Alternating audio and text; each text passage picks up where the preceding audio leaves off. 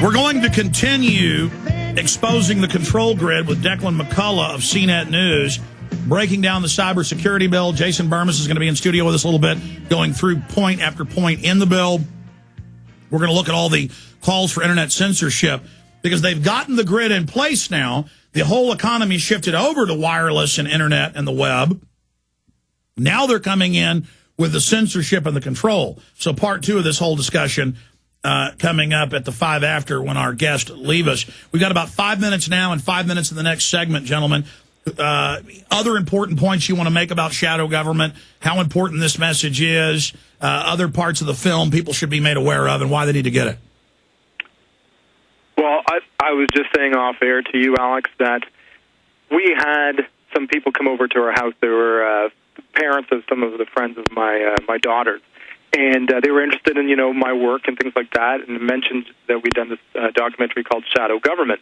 And they were immediately interested because they can see it, as I said, in the headlines. They can see it all around in their daily lives. They know they're being monitored and tracked and are obviously interested in how that affects their lives.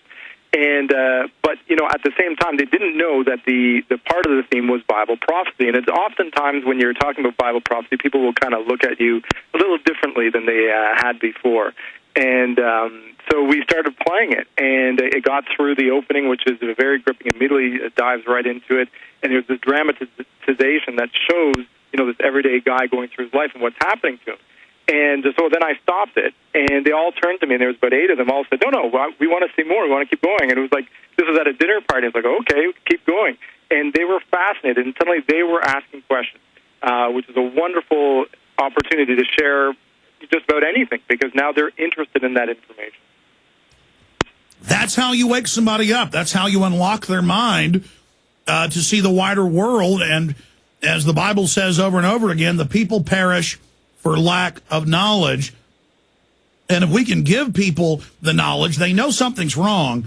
But when they see shadow government, they really start understanding just how serious this is. Comments from Grant Jeffrey on that point. Well, one of the things that I point out in both my book and refer to it in the documentary is, in addition to the rather secret but also partly an open conspiracy plan by the globalist groups to achieve global government and destroy the Constitution of free countries like Canada, the United States, there's another aspect, and that is the practical preparations for what is called continuity of government. In this world in which there are weapons of mass destruction and the dangers from both terrorists as well as nation-states, any government that does not prepare for the worst would be very, very irresponsible and foolish. For example, during the inauguration a year ago, one member of the cabinet, the defense secretary, Robert Gates, he was in an underground city north of Washington in Mount Weather, where he was designated to take over the presidency of the United States if the worst happened and the Capitol disappeared with the Supreme Court and Congress and the president. And governments have to prepare and think this way in such a world. And so one of the things that we noticed as a Canadian observer watching the 2005 Katrina disaster was the absolute appalling lack of organization and preparation by FEMA, the Federal Emergency Management Agency, which has now become part of Homeland Security. And what I discovered and documented in the book, Shadow Government, is that 96% of the entire $30 billion budget of FEMA was in fact used not for natural disaster relief efforts like Katrina, but was designed for continuity of government, with secret bases scattered throughout the United States, filled with food and soldiers and equipment and backup computer records for every part of the functioning of government, so that if the worst ever happened, they can take over. But this, and they can also produce global government. All right, stay there. We're going to come back in the final segment and finish up with what you were just saying. We'll be right back. We are back live, ladies and gentlemen. Final segment with our guest, the Declan McCullagh of CNET News, former head CBS person for the CBS News website, formerly Washington's top correspondent for Wired Magazine. He'll be breaking down the control grid coming up with us in the latest on cybersecurity. I can now start shipping this book. It officially comes out March 8th or the middle of next week. We have it in hardcover. It's $24.95. It's $19.95 at Infowars.com. And you can get several of my films and other films that we carry. You can make your choice. A free film when you get this book in hardcover. It's a $45 value for $19.95. American Conspiracies with Jesse Ventura. He's joining us next week live. And, of course, you can also get Shadow Government at Infowars.com. I recommend you get both of them today or call toll-free 888-253-3139. Now, you were trying to finish up, Grant Jeffrey, with the point about shadow government. The issue is this. Throughout the world, dictatorships and tyrannies use their continuity government system to circumvent the Congress or the Parliament or the legislative system. And as you see in the film Valkyrie, a true story about Adolf Hitler and attempts on his life by parts of the German High Command, they used the continuity of government program to try to take Hitler out.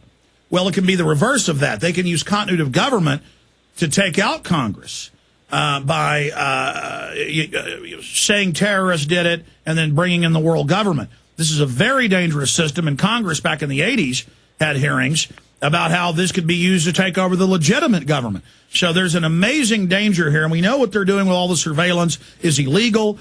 It's targeting the American people. We have the internal Homeland Security documents that the main focus is Christians, conservatives, libertarians, patriots, returning veterans, gun owners. This whole system's pointed at us. We're the number one enemies of the globalist. So we've only got about... Absolutely, Alex. And I think most Americans are woefully ignorant of the fact that under the U.S. situation, the Constitution never even had a mention of something called executive orders. Yet executive orders now have been published, and some of them are still secret, that have the force of congressional law, and few Americans realize that the president, by the stroke of a pen, can suspend Congress. They cannot even vote on it for 6 months, and the president can seize all transportation, all civilian labor, all weapons, all energy, in fact, all financial institutions. And what we're seeing in the takeover of the 1/5 of the U.S. economy in the healthcare system after the takeover and control of Wall Street and the bankers and General Motors is that increasingly the government is manifesting a desire to not move in a free enterprise capitalistic way, but in a managed society with central planning so that they will, using a variety of pretexts, including the environment, global warming, etc., are literally moving toward a point where they'll tell you what kind of car you can drive, what kind of car will be available, what the thermostat must be set at, and they are creating a propaganda base where people are willing to accept these unbelievable restrictions on our freedom. They're turning us into a prison planet. We're out of time. I'm very impressed with the film. I'm just as impressed with André van Heerden and Grant Jeffrey here on the show with us today. Gentlemen, I want to invite you back for an hour and a half, 2 hours in about 2 or 3 weeks so we can open the phones up and get into more of what you were just now discussing. You guys are really on the ball, and I'm very impressed with what you've done, and I'm honored that you reached out to me to promote the film and sell the film, and I look forward to speaking to you both in the near future, gentlemen. Thank you for coming on with us today. Thank you, Alex. And next time they're on, we'll talk more about other work that they've done together. Declan McCullagh coming up. We only scratched the surface. Get the DVD at Infowars.com. Shadow Government. Show it to everybody you know. It's dynamite info. It's vital to the future of humanity.